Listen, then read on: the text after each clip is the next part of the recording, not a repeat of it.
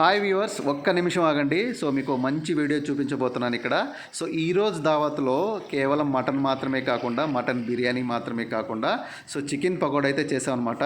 So మీలో చాలామందికి chicken pakoda అంటే చాలా ఇష్టంగా ఉంటుందని నాకు తెలుసు. సో అందుకోసమే మీకు ఈ వీడియో. సో చాలామంది చికెన్ చిన్న చిన్న పీసెస్గా కట్ చేసి చికెన్ పకోడా చేస్తారు. సో మేమైతే చికెన్ని ఇలా పొడవుగా స్లైసెస్గా కట్ చేసి అన్ని మసాలాలన్నీ కలిపి, చికెన్ పకోడా మసాలాలు కలిపి ఇలా చేసామన్నమాట. చూడడానికి ఎంత బాగుందో చూడండి. చూస్తూనే ఎలా ఉంది కదా, టేస్ట్ అయితే ఒక రేంజ్లో ఉంది.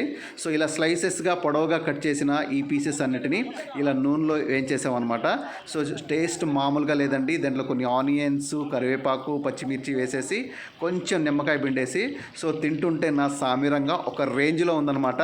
సో మాకైతే ఈ చికెన్ పకోడా హైలైట్ అండి. సో మేము ఫస్ట్ టైం ఇలా ట్రై చేసాం. సో ఇలా స్లైసెస్గా చేసిన చికెన్ పకోడా చాలామందిని ఆకర్షించింది. సో ఇక్కడ చూడడానికి ఎంత బాగుందంటే మామూలుగా లేదు. సో నేనైతే ఈ చికెన్ పకోడాని చాలా ఎంజాయ్ చేశాను. అలా చేస్తూనే వేడివేడిగా అక్కడ తింటూ ఉంటే చాలా చాలా బాగుందనమాట. చుట్టూ ఫ్యామిలీ మధ్యలో కూర్చొని ఇలా చికెన్ పకోడా మొత్తం ఖాళీ చేసేసాం. ఇలా చూడండి పీసెస్ ఎంతగా ఉందో. సో పీసెస్ తింటున్నప్పుడు ఎంత సాఫ్ట్గా ఉందంటే చాలా సాఫ్ట్గా ఉంది, అంతే టేస్టీగా కూడా ఉందన్నమాట.